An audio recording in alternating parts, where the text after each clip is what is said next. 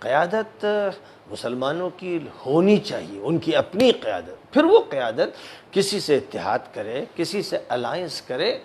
اس کا جواز ہے، اور اس کے لیے بھی شرط ہے کہ شرعی حدود میں الائنس ہو، جو اتفاق ہو اس میں کوئی بات بھی خلاف شریعت نہ ہونے پائے، اس کا لحاظ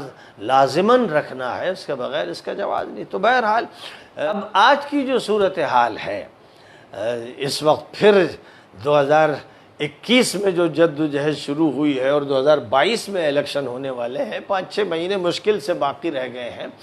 اس میں پھر یہ صورتحال قائم ہوئی کہ مختلف غیر مسلم پارٹیوں کے ذمہ دار مجھ سے ملنے لگے، اور جب وہ ملنے لگے تو ظاہر ہے کہ میں نے ان کا استقبال کیا، کیونکہ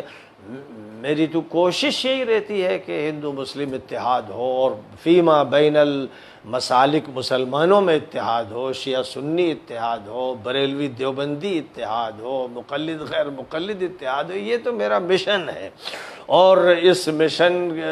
کو میں پروگراموں میں پیش کرتا ہوں، تقریروں میں کہتا ہوں، جلسوں میں کہتا ہوں، اس کے بارے میں لکھتا ہوں، عالمی سطح پر بھی یہ بات کہتا رہتا ہوں۔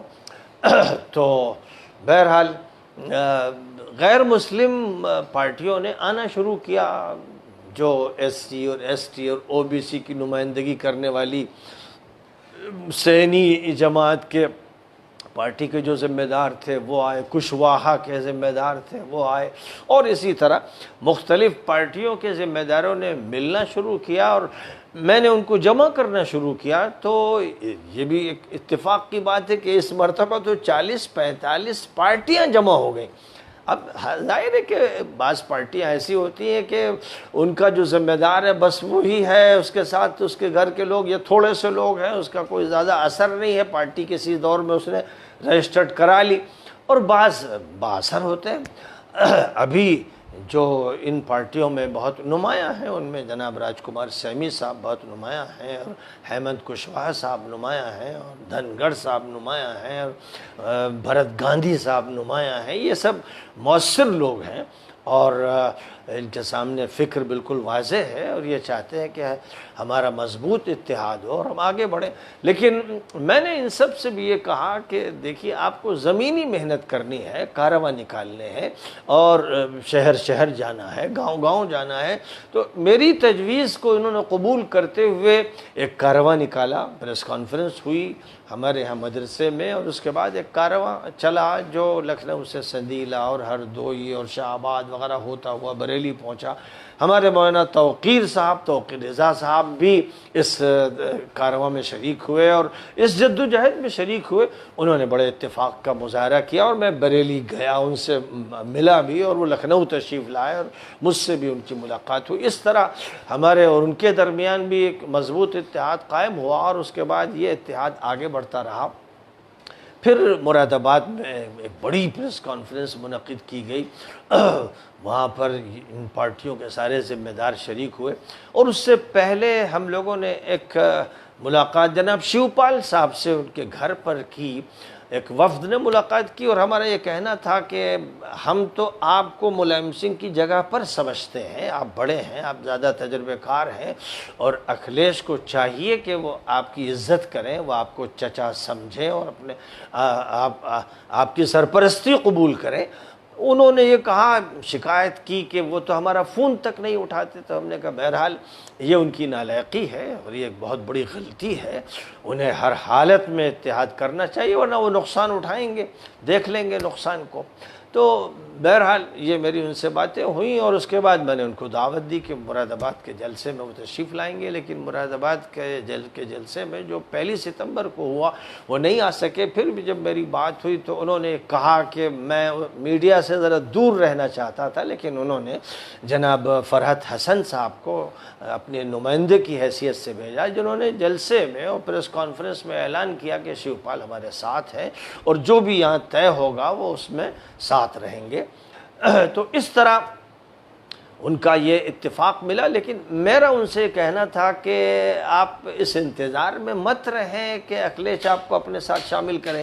ابھی بھی اس وقت یہ پوزیشن ہے، وہ کہتے ہیں 11 تک میں انتظار کر رہا ہوں، اس مہینے کی 11 تاریخ تک، کہ اگر وہ مجھے شامل کرتے ہیں فبیا، ورنہ پھر میں شروع کر دوں گا اپنی تحریک۔ تو میرا تو ان سے یہی کہنا تھا کہ آپ اپنی تحریک شروع کیجئے، اکھلیش کو آنا چاہیے،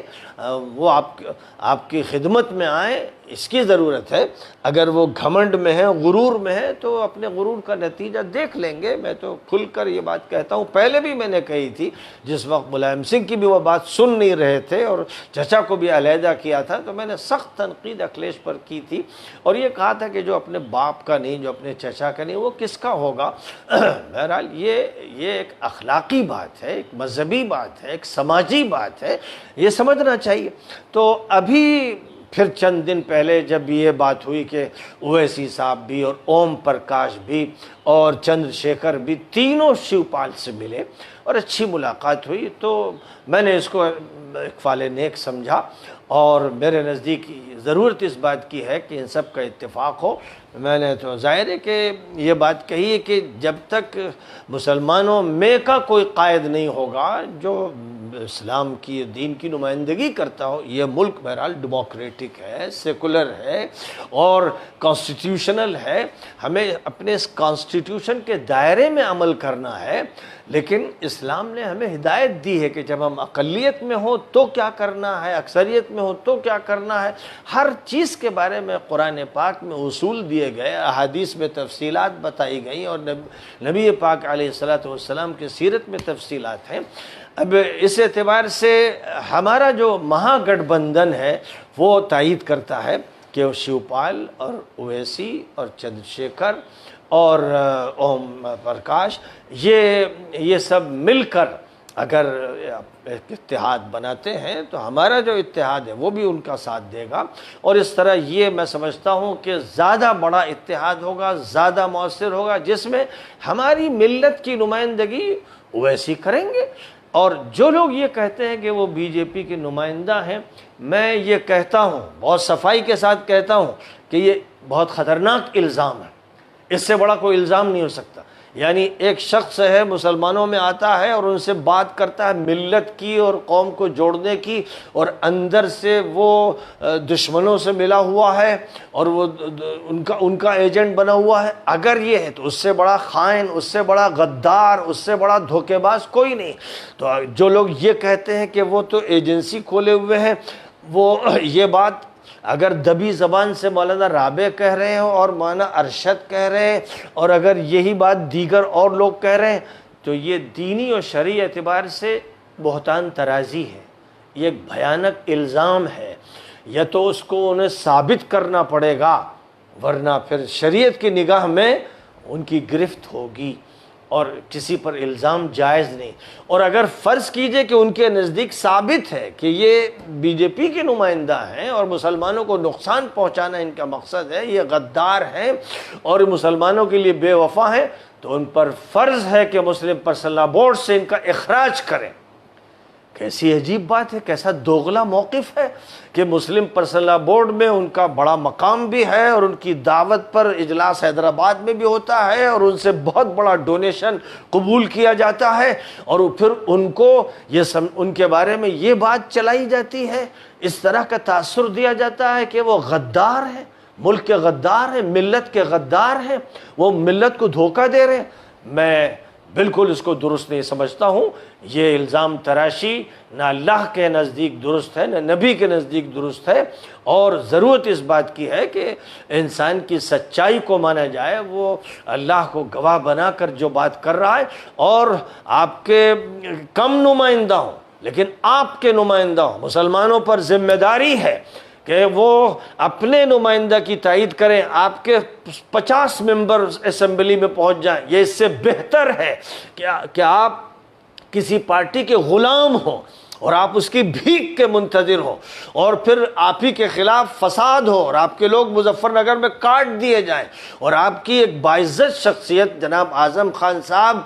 کا ساتھ نہ دیا جائے، جس نے اپنی پوری عمر ان کے لیے وقف کر دی، وہ اس طرح ہو کے لگے کہ وہ سوتیلا ہے، یا اس کا کوئی دیکھنے والا نہیں، یہ رویہ ہو تو یہ رویہ ہوتا ہی ہے اس لیے کہ جن کی سطح چھوٹی ہے، جن کے دماغ چھوٹے ہیں، ان سے اگر آپ بڑی توقعات قائم کر رہے ہیں اور آپ ملت کو حوالے کر رہے ہیں تو یہ ملت کے ساتھ جرم کر رہے ہیں۔ لہذا وہ لوگ جو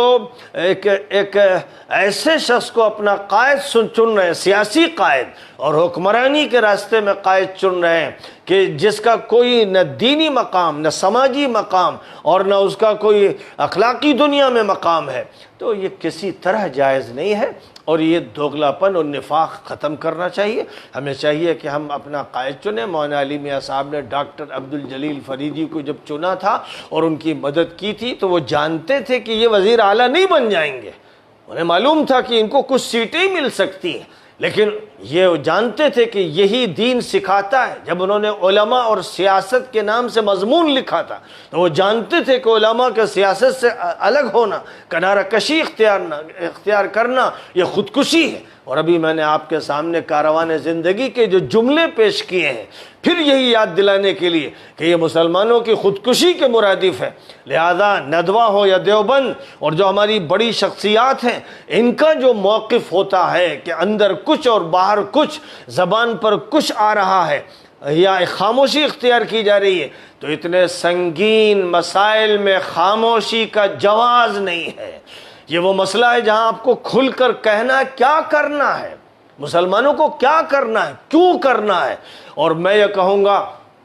گا جناب اویسی صاحب سے کہوں گا کہ ایک لائیو ڈیبیٹ ہو جس میں ایک طرف مولانا ارشد ہو، مولانا محمود ہو، اور ایک طرف مولانا رابع ہو۔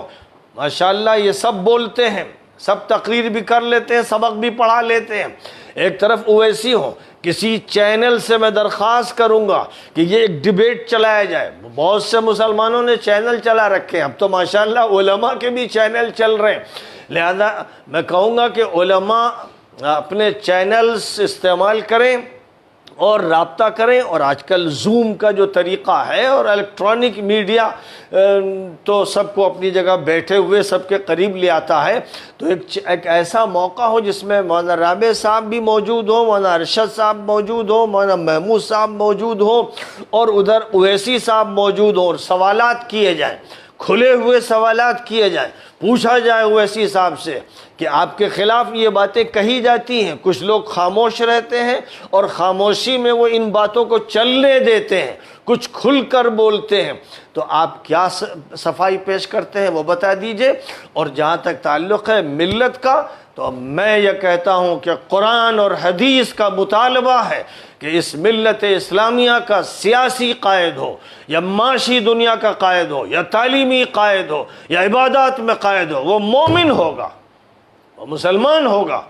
وہ اللہ پر ایمان رکھنے والا ہوگا، وہ ڈیموکریٹک ملک میں ہوگا، وہ سیکولر ملک میں ہوگا، وہ سوشلسٹ ملک میں ہوگا، تو اسے یہ سمجھنا پڑے گا کہ نبی پاک علیہ السلام نے الفضول پیکٹ جو مکہ مکرمہ میں کیا تھا، اور بعد میں پھر جس کا تذکرہ کرتے ہوئے فرمایا آج بھی اگر بین المذاہب کوئی پیکٹ ہو اسی طرح کا کہ ظلم کا ہمیں مقابلہ کرنا ہے تو میں اس کے لیے تیار ہوں۔ اس لیے ہمارے سامنے وہ نمونہ ہے، اس لیے اس فضا میں کہ کوئی سیاسی قائد نہیں ہے، یہ ملت اتنی یتیم ہے، یہ ملت بیوہ ہے، اس ملت کے سر پر بڑے بڑے بزرگ بیٹھے ہیں، شیخ بیٹھے ہیں، پیر بیٹھے ہیں، نذرانے قبول کرنے والے بیٹھے، چندہ لینے والے بیٹھے، لیکن اس امت کو آگے کن حالات کا سامنا درپیش ہو، کیسے بچنا ہے، کیسے اس امت کو اس دلدل سے نکلنا ہے جس میں پھنسایا جا رہا ہے، تو اس کے لیے جو طریقہ کار مولانا علی میاں صاحب نے بتایا تھا اور کسی دور میں مولانا ابو المحاسن سجاد نے بتایا تھا، اور جس کے لیے مولانا محمود الحسن نے تیاری کی تھی، اور جس کے لیے ماضی میں تحریکیں چلی تھیں، اور اس ملک کی آزادی کی جو جد و جہد ہوئی تھی وہ سب اسی پس منظر میں ہوئی تھی۔ اس لیے ضروری ہے کہ ہمارا اپنا قائد ہو، وہ پھر الائنس کرے، وہ اکھلیش سے کرے، مایاوتی سے کرے، ہماری کسی سے ذاتی لڑائی نہیں، اور ہمارا کسی سے بھی کوئی سودا نہیں، نہ کسی سے ہمیں کچھ لینا ہے اور نہ کسی سے کوئی عہدہ چاہیے، لیکن ملت کے مسئلے کو صفائی کے ساتھ حل ہونا ہے، اور منافقانہ طریقہ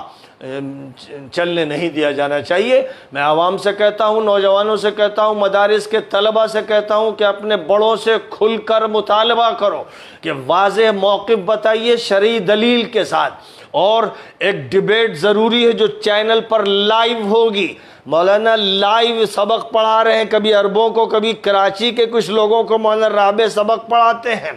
اور ٹی وی پہ آ کر بات کرتے ہیں، لہذا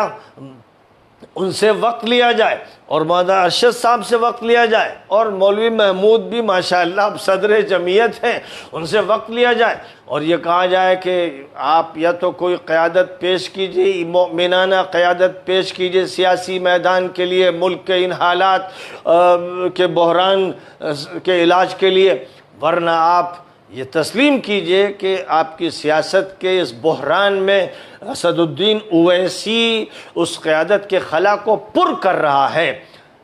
میرا اسد الدین اویسی سے اختلاف ہو سکتا ہے، اور انہوں نے جو موقف حیدرآباد میں اختیار کیا،